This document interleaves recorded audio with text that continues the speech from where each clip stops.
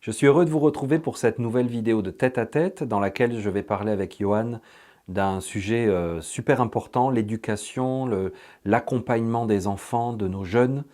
Et si vous voulez en savoir plus sur ma vision essénienne qui est que nous aussi adultes, nous devons en permanence nous éduquer, nous transformer, cheminer, apprendre et considérer la vie comme une grande école. Alors vous pouvez aller sur le site l'écoledesanges.com qui s'affiche en dessous pour voir toute la formation que je propose dans ce sujet. Et sachez aussi que je donne régulièrement des stages en présentiel, j'organise des voyages initiatiques, des formations plus ou moins longues. Toutes les informations sont sur mon site guillaimkezak.com. Alors c'est parti pour la vidéo. C'est bon.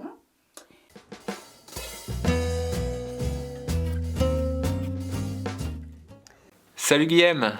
Bonjour Johan. Alors aujourd'hui on se retrouve pour aborder ensemble le sujet de l'éducation, donc toujours sous l'angle essénien. Donc ce que je te propose c'est qu'on commence d'abord par aborder la thématique de manière relativement large on va dire et qu'on entre progressivement dans des choses un peu plus spécifiques. Donc pour commencer, quel regard porte la tradition essénienne sur la notion d'éducation et quels sont les fondamentaux que tu peux nous partager en lien avec ce sujet? Alors c'est un vaste sujet, mais disons que si tu veux, on a quatre piliers dans la tradition essénienne, et le premier de ces piliers, c'est l'étude. Et donc c'est un mouvement intérieur, individuel, libre dans un certain sens, une projection que tu as de toi-même vers la vie, qui fait que tu considères la Terre, ta vie, comme toute la Terre, tout l'environnement, toutes tes expériences de vie, comme une école dans laquelle tu es. Et donc tu te considères avant tout comme un étudiant. Et c'est un regard que tu as, et c'est une dynamique que tu installes, et qui est pour toute la vie. Il n'y a pas une question d'âge ou de niveau. À tout niveau de connaissance, de compréhension, de conscience, un Essénien demeure avant tout un étudiant. Et c'est même, si tu veux, c'est une notion sacrée. C'est un engagement qu'on prend par rapport au monde divin, au monde originel, à la source qui nous a enfantés. C'est de toujours demeurer des étudiants de la vie et d'étudier la création. Il y a cette notion de liber mundi, tu sais, c'est un mot latin pour dire le livre du monde. C'est une notion fondamentale chez les Esséniens que la vie c'est une école et qu'il faut lire, il faut s'entraîner, et bien sûr on le sait, pour une lecture, il y a pas, pour un livre, il n'y a pas une seule lecture, une seule façon de le comprendre, il y a de multiples compréhensions, sensibilités, donc ça apporte un grand respect mutuel, une grande tolérance, une grande ouverture d'esprit, une humilité, parce que quand tu es un étudiant, tu sais certaines choses, mais c'est toujours remis en question. Est-ce que tu les mets en pratique vraiment, ou est-ce que à un moment donné, tu as compris, tu as eu une illumination, tu as compris un truc, puis après... et donc, pour dire que ce n'est pas du tout la chasse gardée des enfants et de certains enseignants qui s'occuperaient des enfants. C'est vraiment important de sortir ce mot-là d'un placard, parce que c'est trop facile, je trouve. Moi, en tout cas, j'avais ce sentiment quand j'étais enfant que les adultes, ils savaient tout, qu'ils avaient compris, et qu'à moi aussi, à un moment, j'arriverai, tu vois, je rentrerai dans le domaine des adultes, et que là, je saurai. Et puis et donc, tu vois, j'avais l'impression qu'il fallait que je gravisse des échelons jusqu'à atteindre la connaissance, et on me considérait comme un adulte. Puis une fois que tu es adulte, je pense que ça t'est arrivé aussi, que tu te rends compte qu'en fait, c'est pas du tout ce que tu imaginais. Et l'impression que les adultes pouvaient nous donner d'avoir beaucoup de certitudes sur comment était la vie et tout ça, en fait, on peut être adulte et puis y avoir beaucoup d'incertitudes et de doutes et en fait de non-confiance et tout ça. Et moi, en tout cas, je l'ai vraiment ressenti, parce que j'attendais un peu l'entrée dans l'âge adulte comme le Saint Graal, en me disant, ça y est, j'aurai fini mon éducation, et enfin, je pourrai savoir et juste être un adulte. Donc ça, c'est vraiment deux éléments importants. C'est une notion sacrée, c'est un des piliers de l'état d'être essénien, l'étude, et le fait que donc nous sommes tous des étudiants, et ce n'est pas du tout réservé aux enfants. Je ne sais pas si toi, tu voulais plus parler de l'éducation des enfants aujourd'hui ? Je pense que de toute façon les deux sont liés, hein, même si c'est vrai qu'on a tendance à associer le domaine de l'éducation à l'enfance, Mais c'est vrai que quand on voit le monde actuel, on se rend compte que c'est une conception peut-être un peu plus adaptée au monde adulte pour pouvoir permettre quelque chose de plus fluide et de plus, on va dire, enseigné par la vie pour l'enfant sans que les parents transmettent leur propre schéma qui ont déjà été un petit peu, on va dire, détournés. Donc plutôt revenir à quelque chose de profondément simple. Mais si on parle effectivement du domaine de l'enfance, qu'est-ce que tu peux nous partager à ce sujet-là dans beaucoup de courants spirituels, souvent il est dit que il est conseillé de laisser l'enfant tranquille jusqu'à l'âge de 7 ans. Donc on en est très loin avec la société mise en place à l'heure actuelle. Est-ce que tu peux peut-être nous parler de cette étape, de ces 7 premières années? Alors, pendant les 7 premières années, alors, tu vois, une façon de voir aussi essénienne qui est fondamentale là-dedans, parce qu'elle est très liée justement à ces 7 premières années, c'est que cette notion de naissance et d'existence et de corps et d'identité, pareil, je trouve qu'elle est extrêmement limitée et elle a été comme fabriquée pour créer un monde où il y a des enfants et des adultes, des gouvernants et des gouvernés. Et du point de vue essénien, en fait, quand tu prends un corps, ce corps t'est donné par la terre, qui est la mère, la Dieu-mère, on pourrait dire l'aspect féminin, l'aspect maternel de Dieu, qui te donne un corps pour vivre des expériences sur la terre. Mais ce n'est pas parce que tu as ce premier corps, qui est celui que ta mère physique t'a donné, ta mère biologique, t'a créé un corps physique, ce n'est pas parce que tu as ce premier corps que tu as le reste. Et donc, tout au long de ta vie, il se constitue en toi des corps, si tu veux, comme tu vois quand tu coupes un arbre, tu vois les cernes de l'arbre, tu vois ces cercles concentriques, en fait ce sont les phases de croissance d'un arbre. Et un arbre vit toujours, la sève elle est dans la nouvelle étape, à la périphérie de l'arbre, tu vois, du cercle, et ce qu'il y a au centre c'est ancien, et c'est plus vraiment animé par la sève, mais ça constitue le cœur de l'arbre. Et on a vraiment ce processus végétal de croissance qui nous accompagne tout au long de notre vie.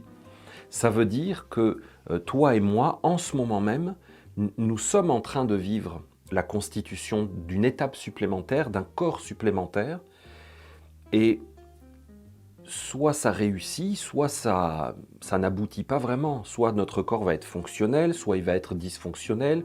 Tu vois ? Et donc, quand tu regardes les 7 premières années d'un enfant, tu as vraiment ce processus parce que l'enfant développe un corps physique, il grandit, on dit 7 ans c'est l'âge de raison, on perd nos premières dents, il y a vraiment tu vois, un passage, une charnière dans la 6e année, donc, qui est la 7e en fait, quand nous en français on dit on a 7 ans, c'est qu'on a 7 ans finis, mais en fait ça, c'est, la 7e année, elle est, quand on dit j'ai 6 ans, c'est qu'on est en train de vivre notre 7e année.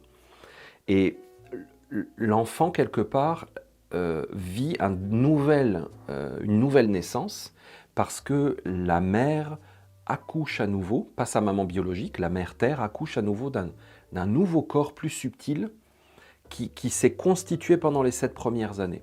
Donc il y a eu la croissance physique du corps, mais il y a la constitution d'un corps aussi avec lequel tous les humains vont vivre ensuite. C'est-à-dire qu'une fois que ces 7 ans sont passés, on entame la 2e période qui va jusqu'à 14 ans, de 7 ans à 14 ans, et là il y a la reconstruction d'un nouvel étage, d'un nouveau corps. Et ce qui se constitue pendant les 7 premières années, tu as d'une part le corps physique qui se confirme, qui s'ancre, qui s'incarne de plus en plus, qui se développe. Et à la perte des dents, quand on perd nos dents la première fois, on a vraiment la confirmation que ça y est, ce corps, il a franchi cette étape. Et en même temps, au niveau subtil, il y a la création d'un corps de sensations, d'émotions, qui va commencer à s'exprimer à l'âge de 7 ans et qui va être mûr à 14 ans. Alors tu vois, en permanence, tu as une succession comme ça d'étapes à l'intérieur. Alors il faudrait que j'ai un tableau pour plus que l'exprimer. Mais donc, en permanence, quand tu vois un enfant, tu vois et une chose qui est déjà faite, une chose qui est en confirmation, en incarnation, et une chose qui est en préparation. Tu as ces 3 niveaux de superposition. C'est ce qui fait que le développement de l'enfant est tellement crucial, fondamental, parce qu'après, on sait que ça va constituer le cœur d'un individu adulte, quoi. Mais en réalité, ça ne s'arrête jamais. Et donc, ces 7 premières années sont super importantes. Et si tu veux, la source de constitution de ce corps à l'intérieur de l'enfant, alors, tu as le corps physique qui doit se confirmer et tu as la naissance d'un corps qui va être beaucoup plus d'émotions, de sensations, de perceptions. Donc, tu as besoin de 2 choses pour un petit enfant de 0 à 7 ans. Pour son corps physique, c'est la nature qui doit l'éduquer. Il a besoin d'un type d'éducation qui est exclusivement donné par la nature, le réel. Donc c'est sauter, courir, lancer, se rouler, toucher, sentir. C'est extraordinairement sensoriel et si tu veux, dans les énergies de la nature, il y a des leçons de vie, il y a des choses qui ne s'expliquent pas, qui ne passent pas par le mental, qu'un adulte ne peut pas transmettre.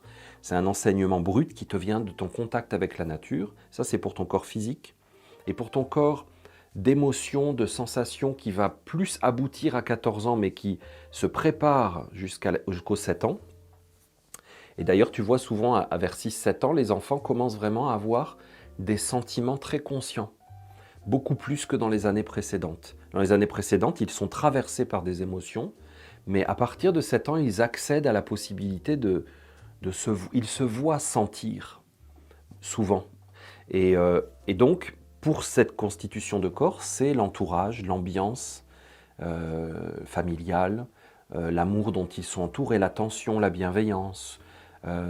Bon, ça c'est des jolis mots, mais ça peut être l'ambiance pourrie, l'ambiance détestable, le stress, les cris, tout ce qui vont les entourer au niveau sensoriel vont constituer un fondement de perception émotionnelle et une prédisposition à certains types d'émotions.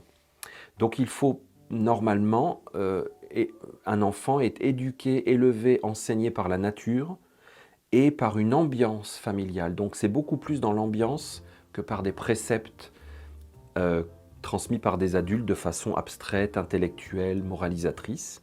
C'est par l'exemple. C'est-à-dire que l'enfant va être baigné dans l'énergie de ta qualité de vie, pas juste toi, de la qualité de vie de chez vous, tu vois, de tout ton environnement, de son environnement immédiat. Et en ce sens, si tu veux, l'immersion dans un milieu professionnel d'éducateur, conditionné et contrôlé par un gouvernement, est complètement, je ne sais plus comment on dit en français, non pertinent. Si tu veux, ça n'a pas sa place. C'est comme un non-sens complet de ce point de vue-là. Ça ne veut pas dire qu'il ne faut rien apprendre aux enfants avant 7 ans, mais de mon point de vue, ça ne se joue pas avec des chiffres et des lettres et puis des pseudo savoir-vivre ensemble. Parce que tu vois, par exemple, en France, ça fait 130 ans, 140 ans que l'école est obligatoire, l'école républicaine. Et puis, je ne trouve pas que le savoir-vivre ensemble, ce soit probant, l'éducation que tu vois, le fait qu'on ait remis à l'école l'apprentissage de savoir-vivre ensemble, je ne trouve pas que ça ait fait ses preuves, par exemple. Donc, le savoir-vivre ensemble, il commence dans une famille, en réalité. Donc ça, c'est jusqu'à 7 ans. Ah ouais, effectivement, je pense aussi que ce que tu soulignais, hein, de se détacher des concepts abstraits de l'éducation, et qu'effectivement, ce qui est important au niveau de l'enfant, surtout sur ses premières années de fondation, c'est son environnement, sa famille, la nature. Et je pense aussi qu'au final, l'enfant a davantage besoin de sincérité et de cohérence plutôt que d'éducation, puisqu'il capte, j'ai l'impression, tout son environnement, il est en fusion totale avec tout son environnement, et il va capter tout le monde intérieur de son père et de sa mère. Et en fait, j'ai le sentiment vraiment que c'est là que tout se joue, et que du coup, la véritable éducation, elle est dans le fait d'être soi, et de ne pas suivre des concepts abstraits, parce que l'enfant va davantage être éduqué par la cohérence qu'il va capter entre ce qu'il capte de ton monde intérieur et ce que tu restitues au dehors. C'est-à-dire que s'il capte, et on peut prendre un exemple très parlant et très courant, par exemple un enfant qui sentirait que sa maman va pas bien, il le capte. Et il va voir sa maman et il lui dit maman ça va pas, et maman dit si ça va. Et ça c'est typiquement voilà ce genre d'exemple qui me semble très parlant par rapport à ça, où l'enfant commence à se désaxer, se désaligner parce que il est enseigné par ses parents de cette manière-là, et du coup sa mère lui montre un décalage entre ce que lui perçoit et ce qu'elle dit. Donc il pense effectivement que qu'il a tort, qu'il sent mal, et donc il commence à se remettre en question et un petit peu à se désaxer. Alors, tu vois, il y a un parallèle très intéressant qu'on peut faire avec ce que tu dis, c'est que au niveau physiologique, on a deux systèmes nerveux. Il y en a un qu'on appelle sympathique, l'autre parasympathique. En gros, c'est un bouton, un interrupteur on-off. Et il y a des muscles qui répondent à un signal volontaire, et il y a des muscles et des organes qui correspondent et qui répondent à un signal involontaire, inconscient. Et tu vois, par exemple, on apprend en fait à l'enfant très jeune, ce qui est normal, par exemple, à ne pas faire pipi de façon involontaire. Donc il doit s'approprier son corps et maîtriser quand est-ce qu'il va uriner. Et pour ça, il est obligé, très très jeune, de faire face à une dualité. C'est-à-dire qu'il peut avoir besoin d'uriner, mais il faut qu'il soit capable de dire « je ressens un besoin, mais je lui ferme la porte ». Et ça, c'est vraiment intéressant parce que tu vois, dans les intestins, tu as ces deux sortes de muscles qui répondent à des signaux on et des signaux off. Et on observe chez certaines personnes, c'est même assez courant, si tu veux, un déséquilibre parce que tu as par exemple une émotion. Exactement comme tu disais, la maman va pas bien, tu vas pas bien, mais par ton éducation, tu as été formé pour ne pas exprimer, manifester ou faire face même à ton émotion. Tu as été habitué à la refouler, à la réprimer, parce qu'en même temps que cette éducation à la propreté chez un petit enfant, souvent se greffe de façon sournoise, inconsciente, une éducation à la propreté, à la politesse. Et en fait, dans ce processus, il y a une distanciation qui se fait à l'intérieur, et un enfant, quand il voit sa mère qui va pas bien et qu'elle dit « oui, oui, ça va bien », en fait, l'éducation, l'enseignement que lui transmet sa mère, c'est il faut être capable de vivre une chose, mais de ne pas la vivre. Et donc, il se forme de cette façon-là en se disant bah, c'est comme ça que ça fonctionne sur Terre. Il faut être capable. Et en faisant ça, souvent les enfants rentrent dans une distance, ils prennent une distance intérieure, ils s'éloignent de leur perception directe parce que finalement, il se dit ben, ça ne sert à rien de percevoir, d'être en prise avec mes émotions ou avec les prises de conscience que j'ai, avec ce que je perçois, puisque de toute façon, il va falloir que je dise non, non, tout va bien.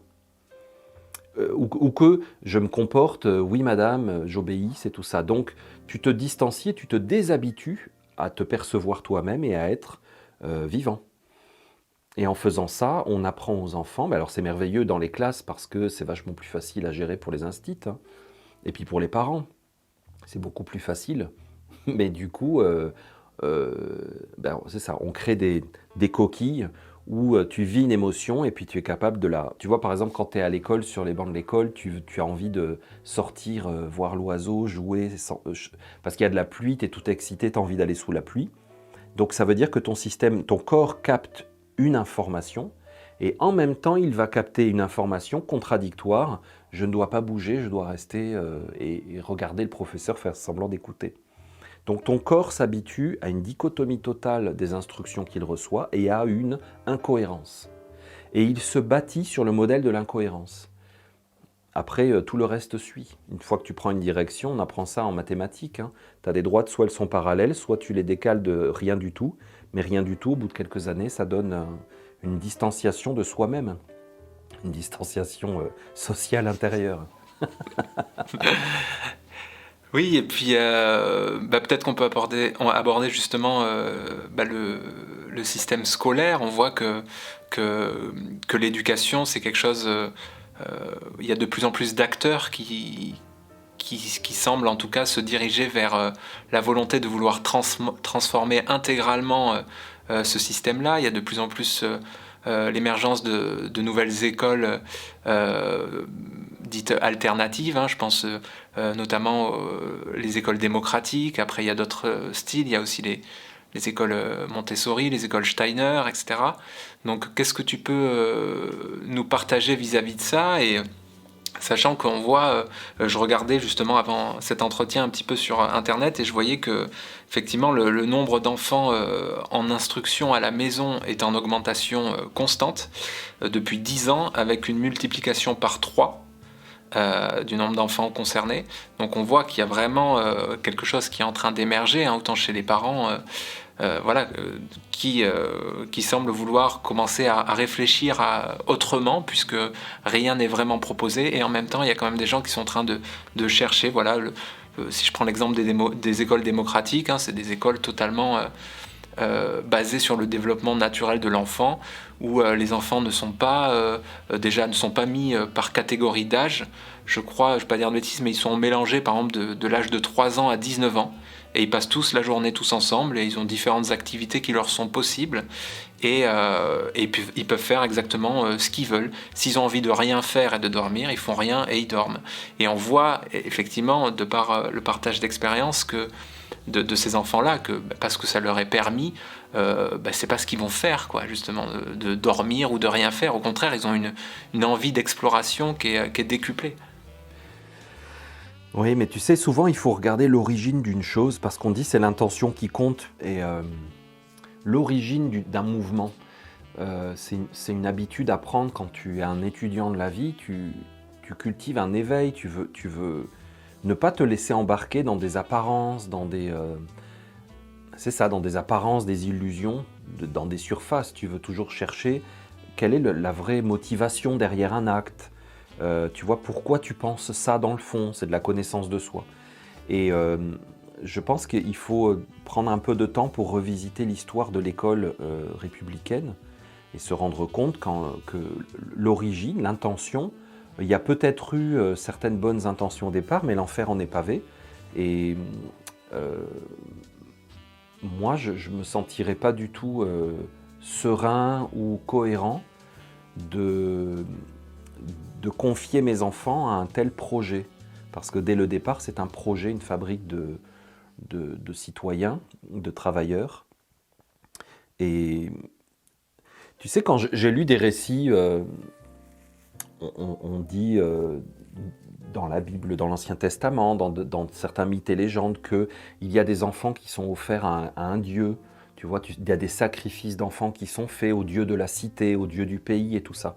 Et quelque part, ça ressemble à ça. Je sais que c'est extrême comme point de vue, mais c'est juste une façon, si tu veux, un peu onirique, un peu de le raconter. C'est que, moi en tout cas, quand je vois des bus, puisqu'ici en Amérique du Nord, on a les gros bus jaunes qu'on voit dans les films américains, quand je vois des bus remplis d'enfants aller à l'école, je n'ai pas du tout le sentiment qu'ils vont s'épanouir et se régaler et puis découvrir la vie, grandir, prospérer à l'intérieur.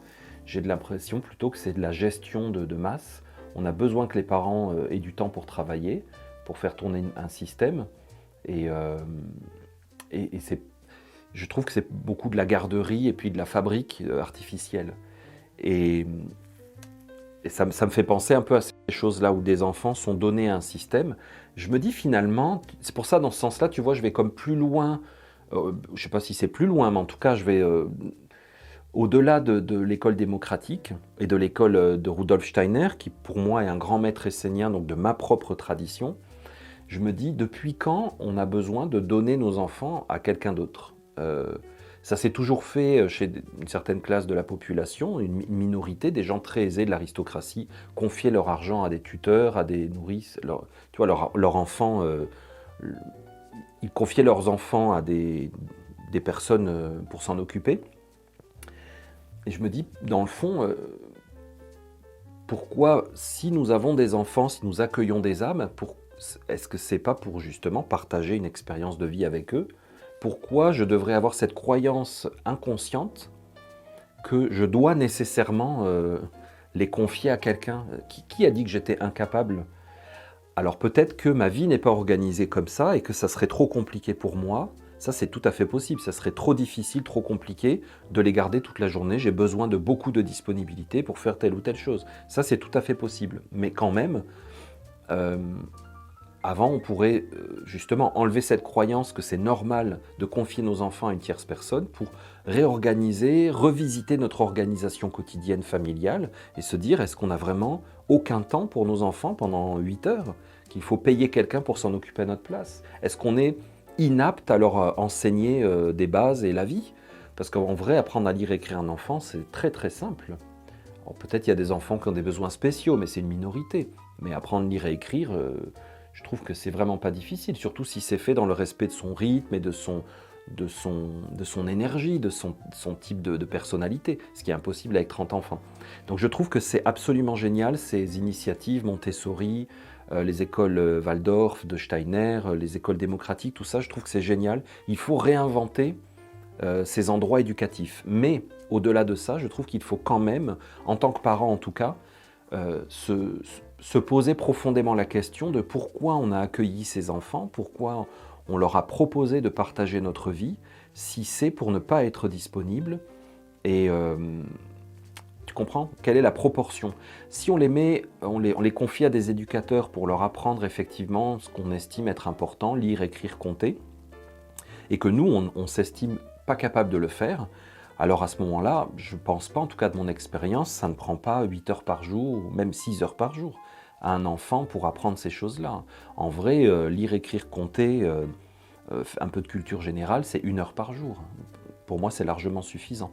Mais je trouve ça génial, en tout cas, de permettre aux enfants d'être avec des enfants de tous âges, mais quand même, je trouve que c'est très important que les enfants soient avec leurs grands-parents, avec leurs parents, avec leurs cousins.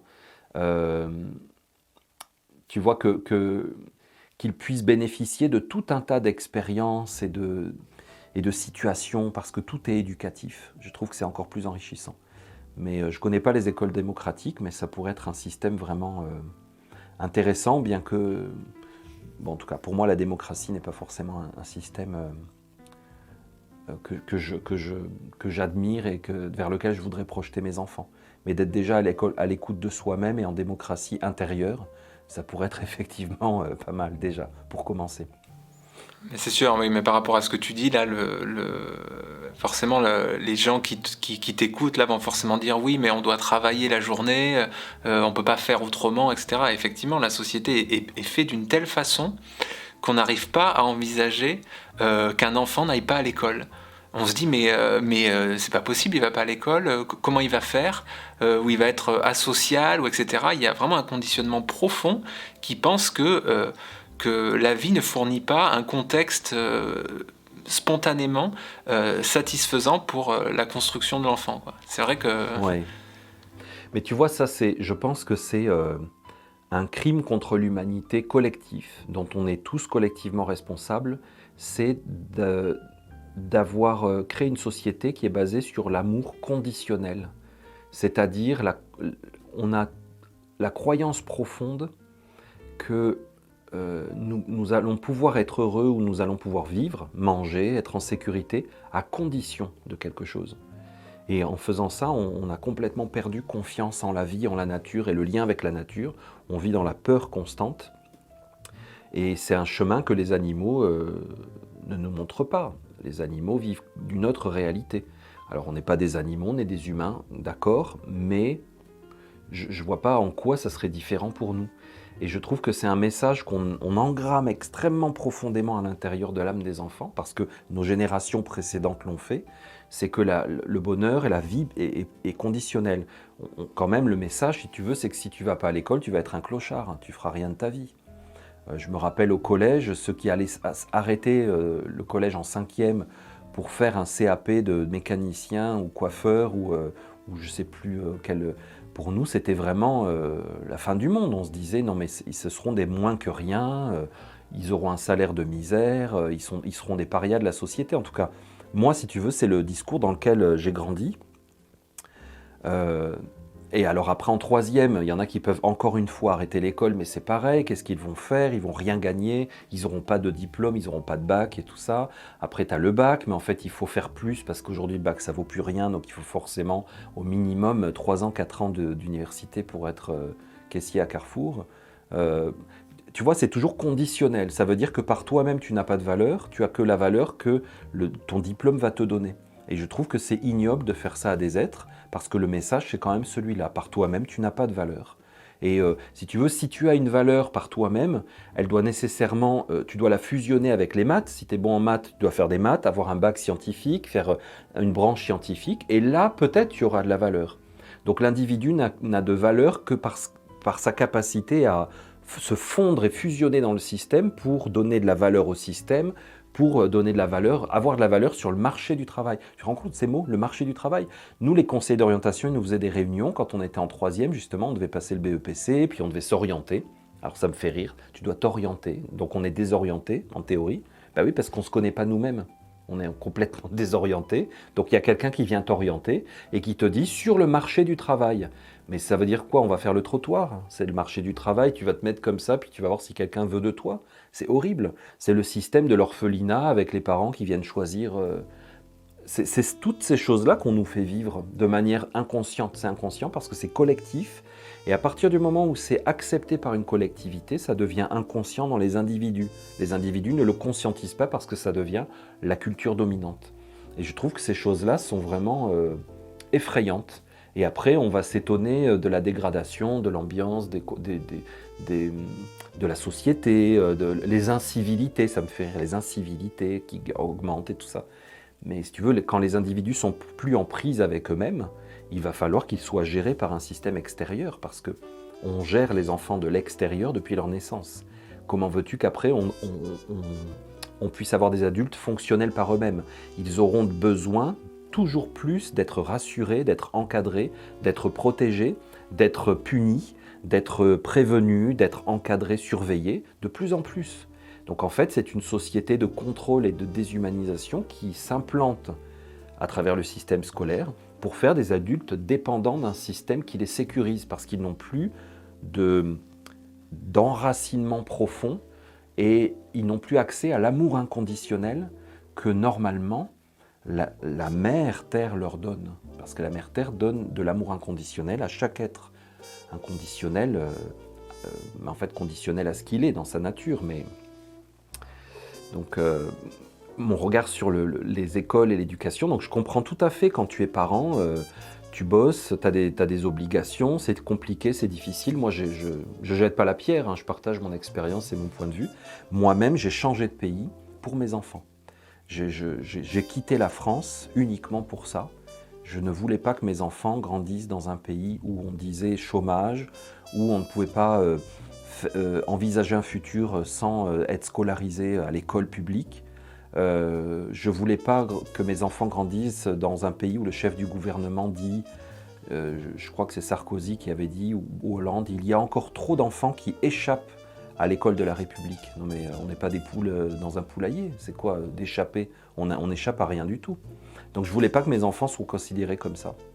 Donc j'ai payé le prix parce que pour moi c'était une priorité. Maintenant chacun a ses priorités dans sa vie, hein, puis on peut faire au mieux de ce qu'on peut, donc avec des écoles alternatives et tout ça. Ouais, effectivement, je te rejoins. Et puis, c'est vrai que quand on parle de l'éducation, j'ai souvent cette phrase d'Einstein en tête qui parle totalement du système scolaire quand il avait dit tout le monde est un génie, mais si vous jugez un poisson à sa capacité à monter à un arbre, il va passer sa vie entière à croire qu'il est stupide. Et là, on a tout le système scolaire qui est décrit en une phrase, c'est-à-dire que on met des enfants ensemble dans une classe, tous ensemble, et on les évalue sur la même chose, sans prendre en compte les individualités qui sont présentes. C'est-à-dire qu'on va avoir des artistes, des créatifs, d'autres qui vont être plus scientifiques, plus intellectuels, on va avoir des poètes, des philosophes, ils ont chacun une spécificité, et en les évaluant tous sur une même chose, ceux à qui ça parle pas du tout vont commencer à croire qu'ils sont bons à rien, qu'ils sont pas bons, parce qu'ils y arrivent pas, ils ont des mauvaises notes, alors que c'est juste que leur élan spontané est naturel et et vers une autre activité, vers une autre forme d'exploration. Carrément. Tu vois, il y avait aussi, je crois que c'est Rousseau qui a dit il faut mieux une tête bien faite qu'une tête bien pleine.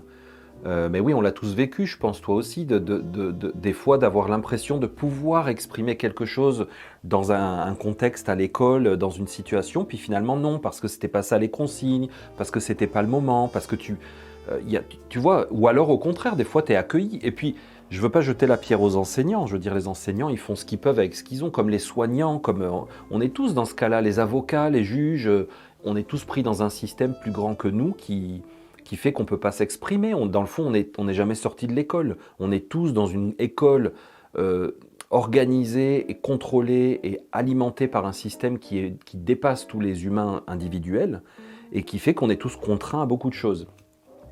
Mais par exemple, tu vois, je me souviens, en première année d'école primaire, la maîtresse avait dessiné un carré avec les 2 diagonales. Je pense a posteriori qu'elle voulait nous parler des diagonales, peut-être de géométrie vaguement. Bon, je ne sais pas qu'est-ce qu'elle devait nous enseigner. Et donc, elle demande à chaque élève à tour de rôle, toi, qu'est-ce que tu vois? Et donc, tout le monde disait une enveloppe. Parce que ça ressemblait à une enveloppe, tu sais, une enveloppe en papier, dans le temps où on écrivait des courriers à la main, il y avait des enveloppes, bon. Et puis moi, j'avais tout de suite vu que c'était, si tu veux, de mon point de vue, c'était quand tu es en haut dans le ciel, tu regardes le toit d'une église, le clocher d'une église, et ça fait un carré avec 2 diagonales, tu vois, avec les pentes du toit. Et donc quand mon tour est venu, j'ai dit, c'est le toit d'une église vu de haut. Puis elle, ça a fait un bug dans son cerveau parce que c'était pas la bonne réponse. Et si tu veux, tout le reste de l'année, elle a rappelé cet événement et elle m'a stigmatisé. Pas hyper méchamment, mais si tu veux... moi, on m'a placé dans une... Moi, j'adore l'école, j'adore l'enseignement, j'adore la transmission, j'adore les maîtres, les maîtresses, j'adore être un élève. C'est hyper naturel chez moi. Et si tu veux, donc, pour moi, c'était des dieux. Mes profs, mes enseignants, c'était des dieux. Bon, j'ai vite déchanté, mais si tu veux, quand tu as 6 ans, le temps que tu comprennes que c'est un dieu mauvais, pas ma pauvre instite, elle était super gentille, hein, mais... Si tu veux, l'éducation nationale, c'était pas le Dieu que moi, j'étais à la hauteur de mieux. J'étais à la hauteur de plus authentique, plus vrai, et je ne l'ai pas rencontré en face de moi. Et j'aurais pu être un super élève, et j'aurais pu apprendre beaucoup de choses, tu vois. Mais bon, j'étais dans un système qui m'a pas forcément permis, comme tu disais, d'être qui j'étais. Je comprends, hein, l'instit, elle a 30 élèves, elle a une fournée chaque année, elle doit débiter son programme, elle a un inspecteur sur le dos, une directrice. Moi, je comprends carrément le contexte, hein. Mais en tout cas, toujours est-il que si tu veux, elle a rappelé tout... Parce que t'imagines, tu as 30 gamins, tu les caricatures un petit peu. Oh, lui, c'est le petit rêveur, elle, c'est la petite pigneuse, lui, c'est le gros dur, lui, c'est le lourdin qui a deux pois chiches dans la tête qui ira pas loin. Moi, je suis sûr que tu peux pas vraiment t'empêcher un petit peu de les catégoriser pour te faire un petit panel. Et bon, ben voilà, moi, j'étais le petit original. Et donc, si tu veux, j'ai pris son regard sur moi, ça s'est comme imprimé comme tu sais, quand on marque les animaux au fer rouge, là, dans les troupeaux de bétail, et si tu veux, après, je me suis considéré moi-même toujours comme ça, à travers son regard à elle. Ça m'a formé, ça m'a fabriqué à l'intérieur. Donc, c'est pas nécessairement, comme diraient peut-être certains en développement personnel ou en psycho, une blessure de l'âme, blablabla. Parce que je me suis construit comme ça, et puis, je veux dire, par rapport à d'autres, c'était tout à fait anecdotique. Mais si tu veux, c'est après, avec le temps, que je me suis rappelé de cet événement et je me suis dit, comme tu expliques, en fait, j'avais juste une façon de voir et que quand tu as 30 enfants dans une classe, tu dois donner la même façon à tout le monde. Je suis sûr qu'il y a plein d'enseignants qui font vraiment leur possible pour accueillir, dans la mesure du possible, les différences. Mais en réalité, techniquement, c'est pas forcément possible. Surtout aujourd'hui, tu sais que dans les écoles, quand tu fais un exercice ou que tu résous un problème, il faut que tu montres ton raisonnement, parce que l'instit doit vérifier que c'est le raisonnement que tu lui as transmis qu'il a intégré. Donc, on demande à un enfant d'intégrer un processus mental de compréhension, donc d'appréhension du réel. C'est énorme, on rentre à l'intérieur profondément pour les formater, vraiment très profondément, plus même, je pense, que quand j'étais moi-même en primaire. Donc, je me suis rendu compte qu'il y avait eu cet événement et que j'ai dû le déconstruire après. Ça aurait pu être un événement qui... Ma grand-mère aurait pu faire ça, si tu veux. Ça ne veut pas dire que les enseignants et l'école ils vont systématiquement faire des trucs mauvais et que quand on est en famille, c'est forcément parfait. Hein, je dis pas ça. Tu peux être dans une famille de malades mentaux et puis que c'est mieux que tu ailles à l'école parce que ça te sort de la misère et du chaos. Hein. Il y a tous les cas de figure. Je ne dis pas que c'est pour tout le monde. Mais quand même, tu as énormément cette façon formatée et le non-accueil de qui tu es. Et je pense qu'il y a énormément plus de créatifs. Je pense qu'il y a énormément plus d'agriculteurs et de charpentiers, de bâtisseurs, de mamans, de papas. Il y a énormément de ces natures-là dans les enfants qui sont systématiquement gommées pour faire ce dont l'économie a besoin aujourd'hui et qui prime. On a besoin, je ne sais pas, de programmeurs, on a besoin d'agents de gestion en logistique, on a besoin, tu vois, de métiers spécifiques. Et donc nos natures profondes, eh bien, on apprend à ne plus les percevoir nous-mêmes. Ouais, et puis je voudrais revenir aussi sur le développement naturel de l'enfant, hein, et l'importance, hein, qui est vraiment donnée à ça, puisque c'est vrai que j'avais vu d'ailleurs un reportage sur internet qui s'appelait, c'était il y a longtemps que je l'ai vu, ça s'appelait Être et devenir, et c'était un reportage sur tous les enfants qui n'avaient pas été scolarisés. Donc ils étaient allés dans les familles pour voir comment ils avaient fait, comment ils avaient fonctionné, donc ils avaient respecté effectivement le développement naturel, puisque déjà ils constataient que l'enfant intégrait à une rapidité énorme à partir du moment où c'était son élan spontané, et que du coup il y avait l'ingrédient miracle qui était l'enthousiasme. Et il y avait notamment cette famille, où je me souviens, où il y avait une fille qui avait appris à lire assez vite dans les premières années de sa vie. Et leur deuxième enfant, il ne voulait pas apprendre à lire, ça ne lui était pas venu avant l'âge de, je sais plus, je crois 12, 13 ou 14 ans, quoi. Et donc les parents, ça commençait un petit peu à monter, ils avaient quand même un petit peu, même s'ils vous laissaient faire, ils disaient oula. Et puis en fait, la mère partageait que du jour au lendemain, l'enfant lui disait un truc, elle lui dit mais comment ça tu sais lire, où est-ce que tu as appris? Et en fait il avait dit j'ai appris hier. Et la veille, d'un coup, il avait eu un élan spontané. Il avait dit, ben là, maintenant, j'ai envie d'apprendre à lire.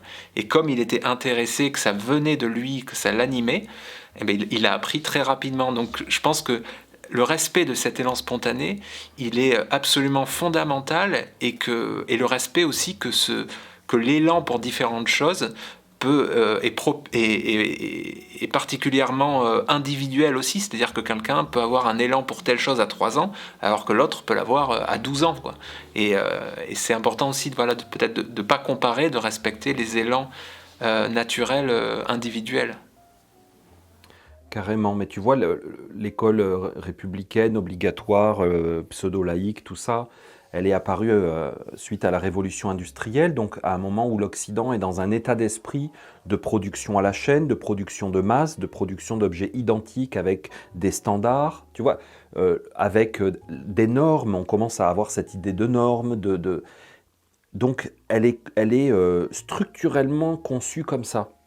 Et donc, c'est évident qu'on n'est plus du tout dans la logique de l'agriculture réelle, parce que, si tu veux, tu as le mot éduquer, il veut dire, educare en latin, ça veut dire mettre dans un carré, mettre dans un cadre. Enseigner, ça vient d'un autre mot qui veut dire montrer. Tu sais, une enseigne publicitaire, ça veut dire montrer quelque chose. C'est intéressant de regarder ces différents mots, tu vois, parce que c'est comme des subtilités dans la transmission. Tu vois, dans l'Ancien Testament, ce qu'on traduit souvent par les lois, la loi de Dieu, la loi de Moïse, tout ça, c'est un mot qui, en fait, désigne aussi le chemin, de montrer un chemin et de marcher un chemin. Donc tu vois, quand tu enseignes, tu montres aussi une manière, tu transmets une manière, et tu le fais toi-même. Et c'est très clair, il y a des... Donc pour dire que, vu que ça fait plusieurs générations que nous sommes formés de cette façon-là, comme dans une usine à la chaîne, nous avons très largement perdu cette capacité à sentir le moment où nous sommes dans telle prédisposition, dans telle énergie, et à être raccord, à être synchro avec nous-mêmes. Tu vois, on est très habitué à fonctionner sur un rythme.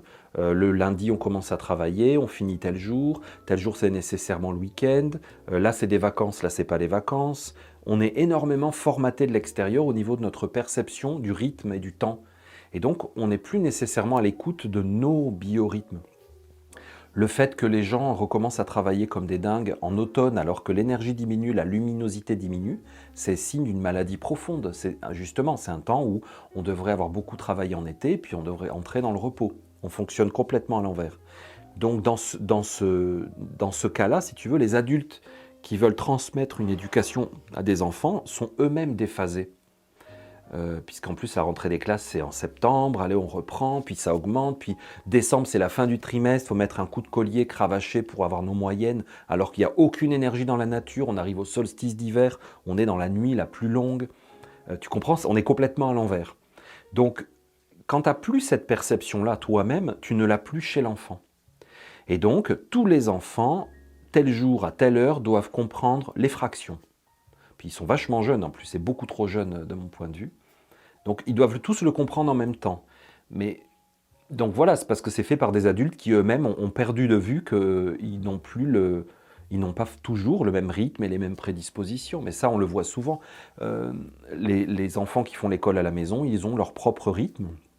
Et si les parents sont un peu à l'écoute de ça, ils peuvent tout à fait, tu vois, il y a un enfant qui va comprendre le système décimal et les additions, les multiplications, pour lui, il les comprend comme ça, c'est rien du tout parce qu'il l'a naturellement et à 7 ans, il fait des opérations complexes. Et puis par contre, eh bien, lui, les phonèmes pour l'écriture et tout ça, c'est très compliqué, il a du mal à l'agencer dans son mental. Il faut lui laisser du temps, il n'est pas prêt. Mais bien sûr, quand tu as 30 enfants dans une classe et puis qu'il y a tout un système et tu fais partie d'une académie dans l'éducation nationale, c'est inimaginable de faire ça, c'est ingérable. Donc moi, je serais pour des micro-structures d'apprentissage qui accueillent des enfants peut-être 1 heure ou 2 ou 3 par jour pour des apprentissages académiques et tout ça. Et encore, on pourrait se questionner sur la nécessité de beaucoup de choses. Je ne sais pas si toi, tu as appris ça au collège, mais je me souviens que nous, on avait appris l'agriculture des pays émergents, donc l'agriculture du Brésil, avec la démographie, la courbe démographique de l'Algérie, du Brésil, leur modèle agricole. Après, on avait appris les petits dragons du sud-ouest, donc c'était à l'époque Singapour, la Thaïlande, des trucs comme ça. Mais si tu veux, quel intérêt de savoir tout ça? Et aujourd'hui, ça n'est plus du tout pertinent. Le monde a complètement changé. Qui avait décrété qu'il fallait qu'on apprenne ça? Puis il fallait que je sois capable de le mémoriser, alors que ça ne m'intéressait pas forcément. Mais il fallait que je sois capable à tel âge, tel mois, telle semaine, j'avais un interro, il fallait que je puisse régurgiter toute l'information, alors que ce n'était pas forcément ça qui m'intéressait. Donc il n'y a plus du tout d'écoute, moi je trouve ça dramatique. Parce qu'après, tu vois, je reviens sur l'histoire du conditionnel, c'est que tu te dis, si je ne le fais pas, je vais être un paria, tu as des mauvaises notes, tout le monde se moque de toi, tes parents te mettent une pression, qu'est-ce que tu vas devenir Moi je trouve que c'est super difficile. Et tu vois, ce qui peut aider, c'est le conseil que je donnerais pour des personnes qui nous écoutent et qui ont leurs enfants à l'école et qui savent que ce n'est pas idéal, mais ils ne peuvent pas faire autrement, c'est la vie qui est organisée comme ça. Le plus important, c'est le regard de nos parents.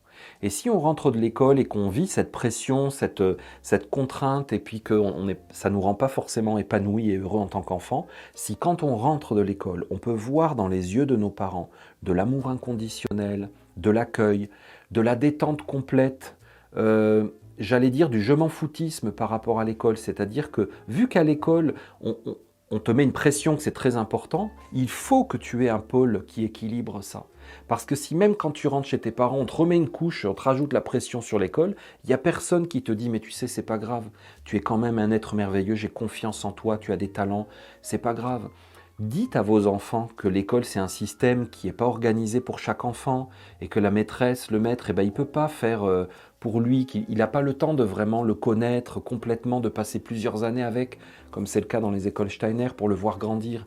Il ne peut pas faire ça et relativisez toujours, dites-lui que c'est pas grave. Au Québec, on dit de dégonfler les ballons, tu vois, parce que le ballon, c'est quand tu te fais un monde d'un truc, puis tu le dégonfles, tu dis on se calme, c'est pas grave.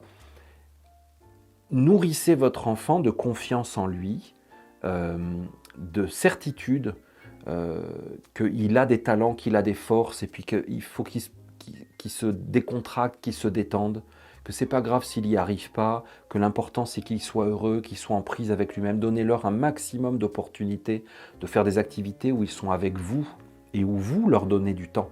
Qu'est-ce que c'est la chose la plus précieuse qu'on peut donner à un enfant? C'est du temps ensemble. C'est pas du tout un objet, un cadeau, un truc. C'est juste du temps. Parce que ça s'achète pas. Et une fois que vous leur avez donné, personne ne pourra leur reprendre. Ce qui peut manquer le plus à un enfant, c'est des souvenirs avec ses parents. Et aucun système ne peut justifier qu'on nous le vole. Parce que si on vous vole votre vie de parent, on vole l'enfance de vos enfants. Parce qu'une enfance, c'est avec un papa, une maman, des grands-pères, des grands-mères, des cousins, des frères, des sœurs, des voisins. Ça, c'est l'enfance. C'est pas du tout la maîtresse et la cour de récréation. Donc moi, c'est le conseil que je donnerais. Toujours de minimiser l'impact, de ne pas dramatiser, d'avoir confiance dans son enfant, parce que c'est dans vos yeux qu'il va avoir la confiance en lui. Il ne la trouvera pas à l'extérieur, en tout cas, je ne pense pas. Ben merci en tout cas pour ce partage, là, parce que c'était, je pense, très important que pour beaucoup de parents, en tout cas, et très précieux. Est-ce qu'on peut parler peut-être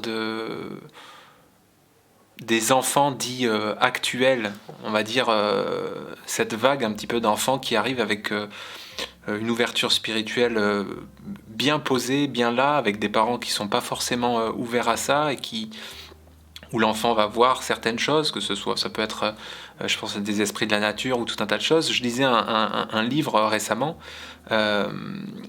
qui était justement sur quelqu'un qui avait recueilli les témoignages de tous ces enfants-là, une accompagnatrice, et donc elle a vu des enfants qui pensaient vraiment qu'ils étaient fous, et leurs parents leur disaient c'est ton imaginaire, etc. Et que le simple fait qu'elle ait eu un contact avec eux, et qu'elle leur dise qu'ils n'étaient pas fous, etc., ça avait déjà transformé leur vie derrière, parce qu'il y a quelque chose qui était posé. Et je disais notamment à travers ces témoignages, il y a c'est très varié, mais il y a des enfants en très jeune âge. Cet auteur partageait que des enfants lui expliquaient des choses sur le cosmos, notamment je me souviens d'un exemple où un garçon lui expliquait que en fait, s'il n'y avait pas de météorite qui descendait sur la Terre, et l'enfant avait 6 ans, c'est parce qu'en fait, il y avait une bulle de protection dans le cosmos qui fait que dès que la météorite s'approchait, les vibrations s'élevaient et la météorite devait repartir plus haute, et l'enfant n'avait jamais, selon les parents, lu ou vu quoi que ce soit là-dessus. Il disait ça spontanément. Donc là, c'est un exemple parmi tant d'autres, mais qu'est-ce que tu peux dire au sujet de ces enfants qui ont une vraie ouverture sur des choses qui ne sont pas encore complètement assumées, et au contraire encore peut-être un peu vues comme imaginaires, folklore, abstrait, etc. Comment accompagner ces enfants-là qui semblent arriver en tout cas de plus en plus en masse? Comment préserver ça?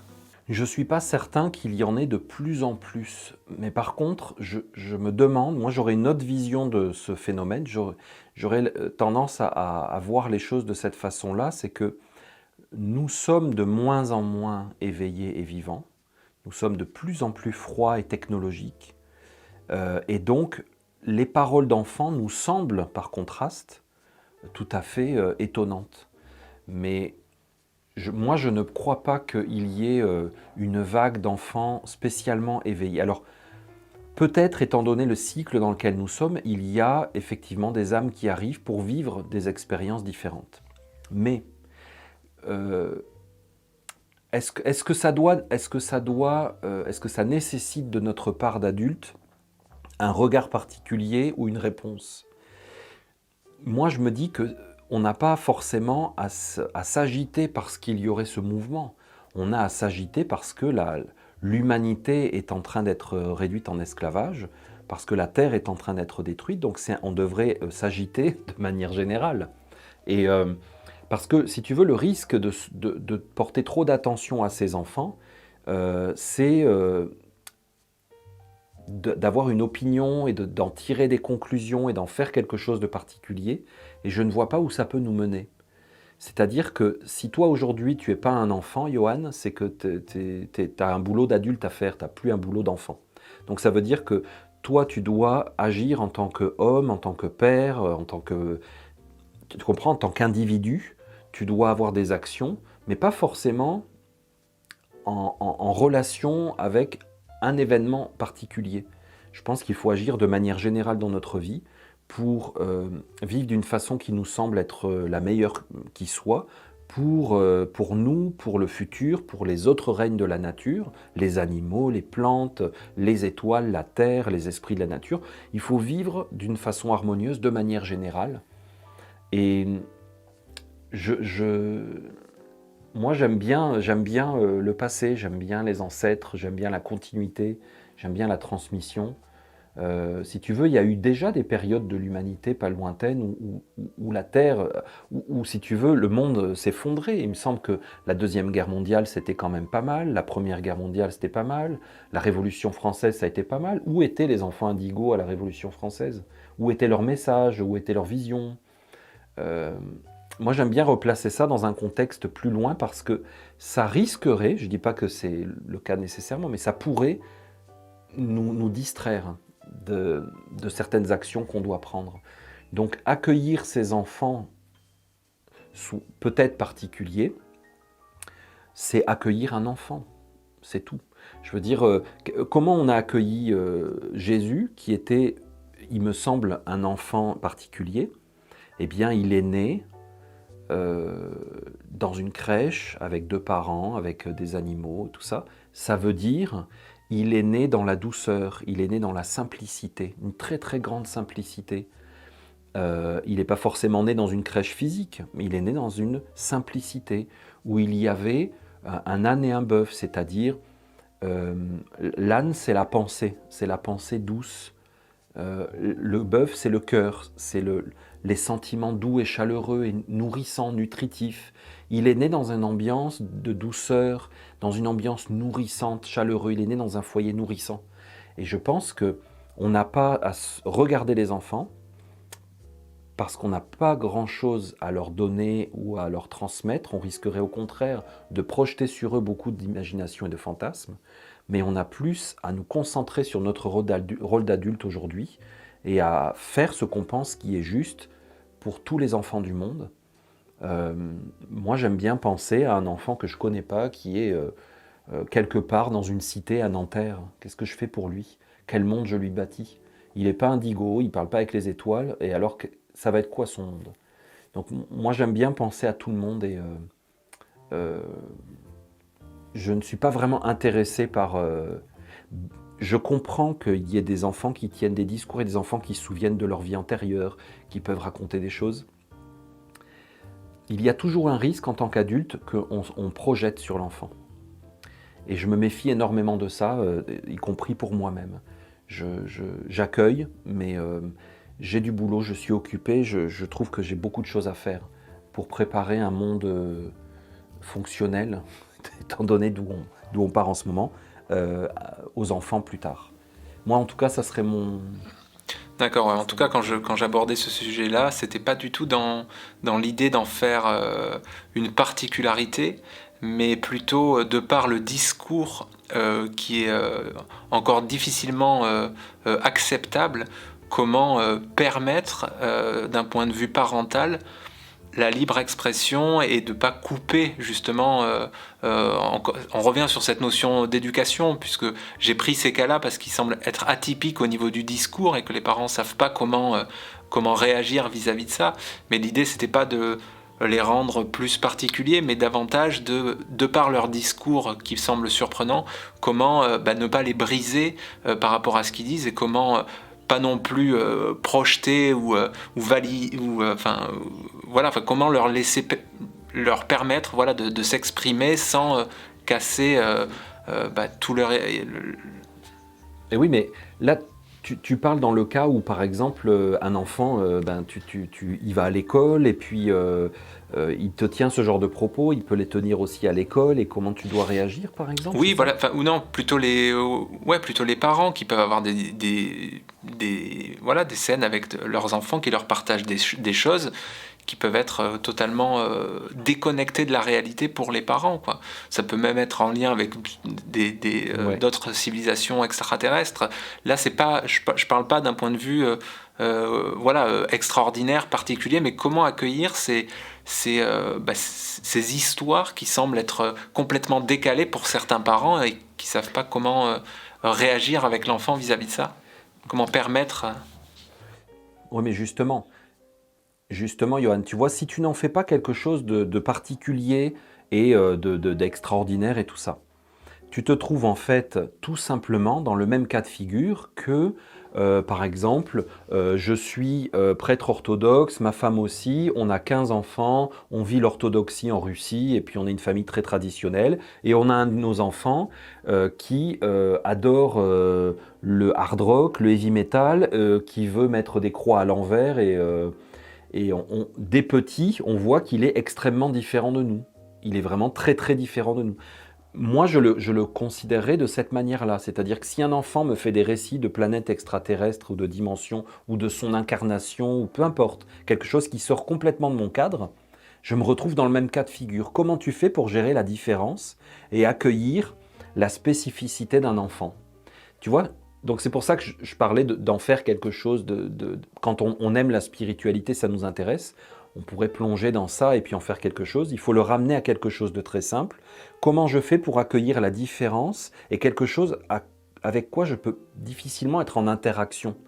Tu vois, mon enfant me parle de planètes extraterrestres, je ne sais pas trop quoi dire, je n'ai pas de commentaires à faire.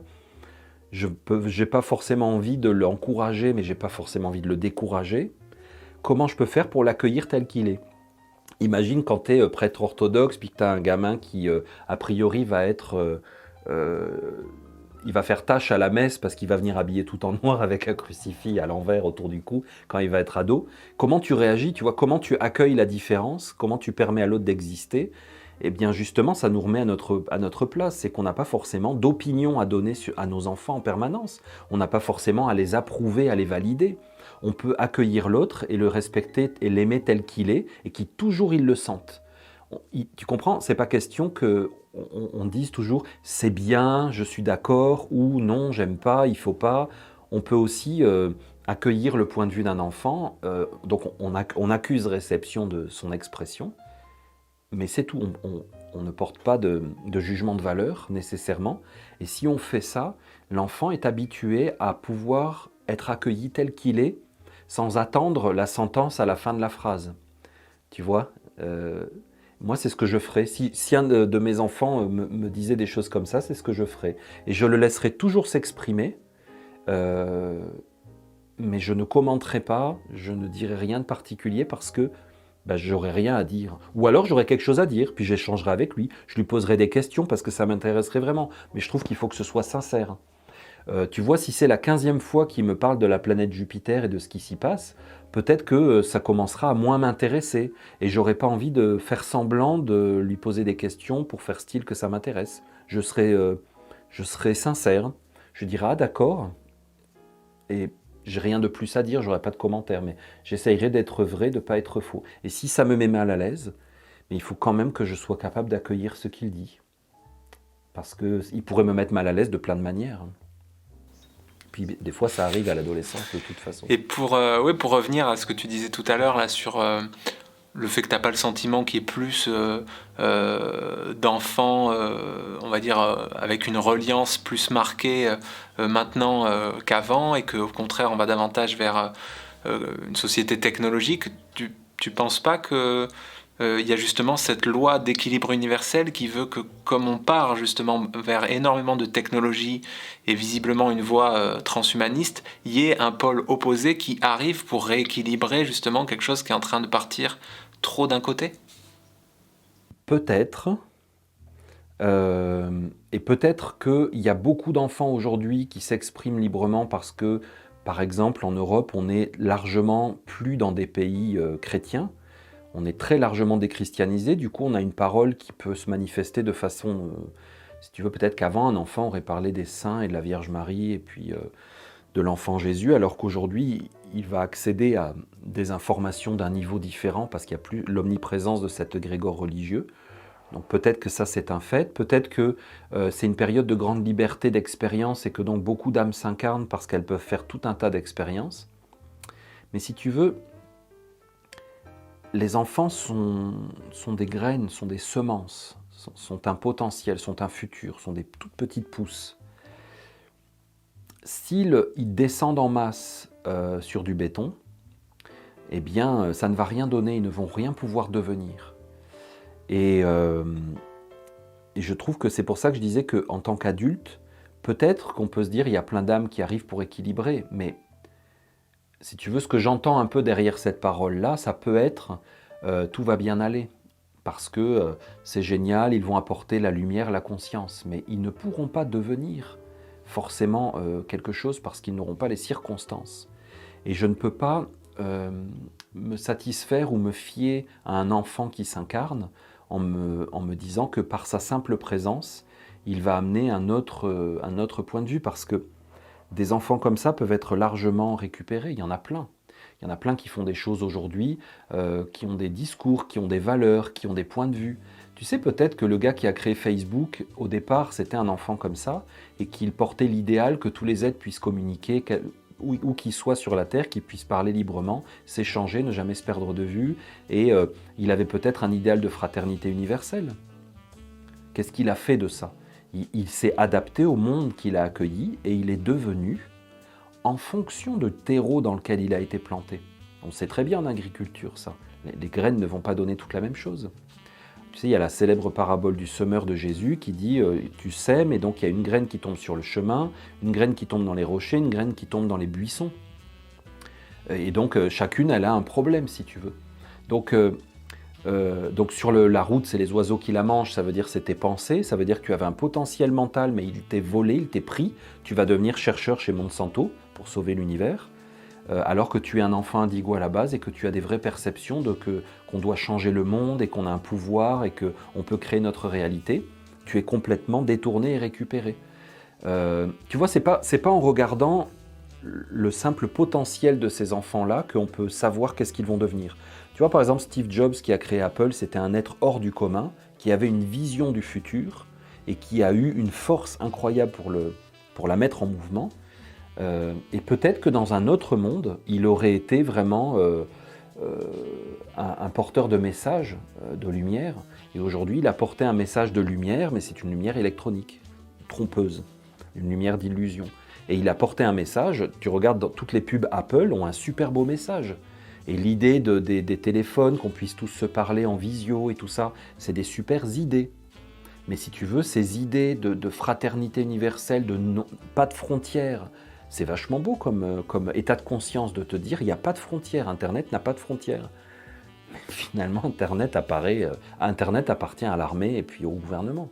Et ça va devenir notre propre perte, ces outils-là. Donc, c'est pour ça que je comprends bien ce que tu dis, mais je me dis en tant qu'adulte, notre boulot, c'est d'être éveillé, de savoir qu'il y a des risques et donc de préparer des environnements de vie où les enfants pourront ne pas être détournés de leur vraie mission, parce qu'actuellement, ils mettent leurs compétences, pas tout le monde, je ne veux pas dresser un portrait noir, mais souvent, les compétences et tout sont récupérées par des systèmes économiques qui en font, on appelle ça un talent dans les ressources humaines, les chasseurs de tête sur ton CV, tu vois, on appelle ça des forces, les chasseurs de talent, tout ça là.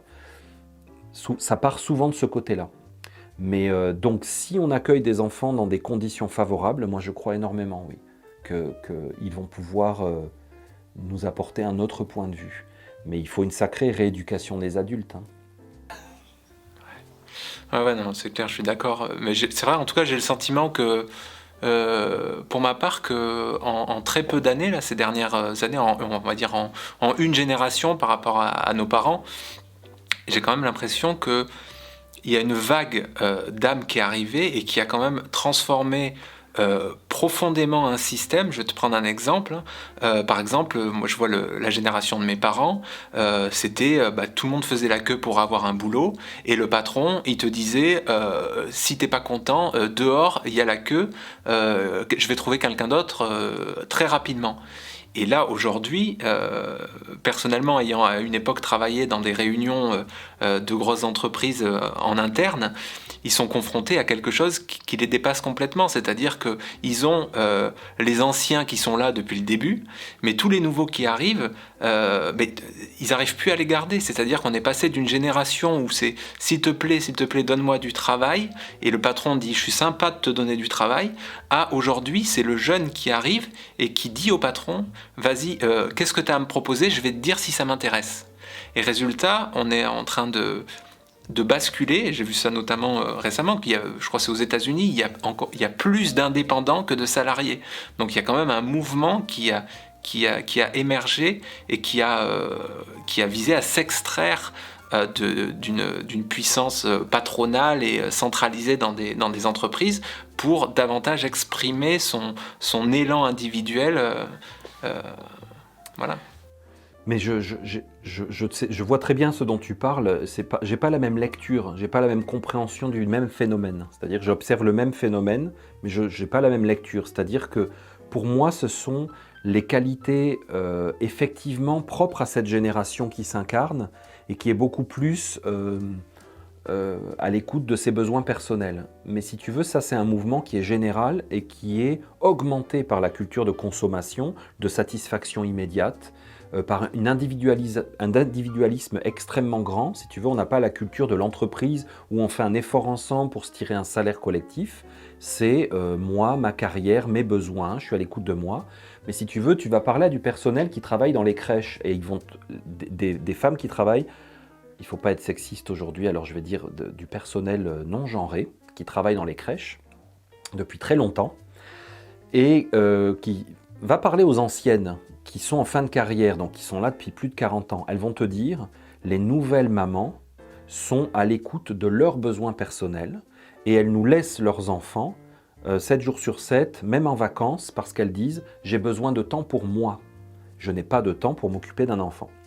Donc, si tu veux, cet élan intérieur d'être plus à l'écoute de ses besoins, il n'est pas nécessairement pour moi la marque d'une valeur spirituelle plus grande. Je suis d'accord avec toi de dire que ce sont des générations différentes, ça c'est clair et net, il y a vraiment des générations différentes, mais si tu veux, c'est une accélération de la cassure intergénérationnelle. Par exemple, la génération de nos parents a largement dit merde à la précédente, parce qu'il y avait la pilule, parce qu'on se mariait avec qui on voulait, parce qu'on divorçait si on voulait, alors que la génération précédente ne s'autorisait pas tout ça, puis il n'y avait pas les mêmes libertés, tout ça. Mais là, ça s'accélère, et si tu veux, il y a vraiment des changements d'une génération à l'autre, mais je ne suis pas certain que ça nous mène quelque part. En tout cas, je ne vois pas en quoi c'est la marque d'une évolution positive. Je comprends le potentiel que tu exprimes dans le sens que tu peux, du coup, être plus à l'écoute de tes besoins et ne pas hésiter à changer de boulot et, au lieu de devenir esclave d'une entreprise, d'une boîte qui te fait une vie d'enfer. Ça, je suis d'accord avec toi. Mais ça ne va pas nécessairement plus loin. Est-ce que ça va faire de moi un être beaucoup plus bienveillant, altruiste, intelligent, dans le bon sens du terme, tu vois, qui veut vivre selon des valeurs ? Peut-être en partie, peut-être qu'il y en a dans le lot, tu vois, qui n'hésitent pas. Moi, ce que j'admire, c'est les jeunes Français qui vont vivre à l'étranger et puis qui se réinventent une vie. Tu vois, ils n'ont pas envie de s'embêter avec un boulot en France. Ils ouvrent un resto en Thaïlande sur la plage et ils se font une vie qui leur plaît. Moi, je trouve ça génial. Je trouve que c'est une grande marque d'autonomie, de reliance à soi-même et puis d'esprit d'initiative. Je trouve qu'il devrait y en avoir plus. À vrai dire, je ne comprends pas ce que font tous les jeunes à se morfondre quand ils ont une vie qui ne leur plaît pas. Le monde est grand. Mais je ne vois pas forcément la dimension... Donc peut-être tu peux me dire, toi, ce que tu y vois de plus, je sais pas. Non, en fait, je te rejoins totalement dans ce que tu dis. Quand je te partageais ça, c'était pas pour te dire ça y est, c'est génial, tout Okay. est réglé, la Ok. nouvelle génération est super. Non, c'était vraiment plus le sentiment d'un pas, d'un travail qui va s'étendre sur des générations et des générations, mais déjà le premier pas de comme tu l'as exprimé, de l'écoute de son individualité, de ses propres besoins. C'est un petit quelque chose qui commence à être reconnecté, progressif. Donc ce serait plus l'impulsion de quelque chose qui peut, mais quand c'est encore très imparfait, hein, on est complètement d'accord, hein, mais que voilà, il y a une petite impulsion qui commence à retourner un petit peu vers l'intérieur, et c'est ça qui me semblait peut-être. Alors ça, c'est le verre à moitié plein. Le verre à moitié vide, c'est qu'il est moitié-moitié, donc tu as raison et j'ai raison. Le verre à moitié vide, que je vais décrire, c'est que c'est aussi le germe d'une culture qui est en train d'être mise en place, et c'est absolument évident, où chacun vit dans un appartement chez soi, se parle par Zoom, doit porter un masque pour sortir, et encore il y a des horaires et un couvre-feu, et va s'auto-satisfaire de dire oh, je suis bien chez moi, je suis à l'écoute de mes besoins, tu vois, les relations, c'est compliqué, c'est difficile, je ne supporte plus, tu vois, c'est conflictuel, donc j'ai besoin du temps pour moi. C'est le germe potentiel aussi, mais je pense que de toute façon, c'est toujours dans une création, si tu veux, tu as comme deux possibilités. Donc voilà, toi, tu as décrit le verre à moitié vide, et je te rejoins tout à fait, mais il est aussi à moitié plein du coup. Ouais, non, mais effectivement, c'est deux potentiels d'expression d'une même graine qui est en train de germer, quoi. Donc on est toujours effectivement là-dessus. Bon, bah écoute, merci beaucoup Guillaume pour cet échange riche. Oui, bah merci d'avoir proposé j'aurai plaisir Ouais, vas-y. Ouais, j'aurai plaisir à te retrouver en tout cas pour un prochain échange très prochainement. Génial, merci à toi.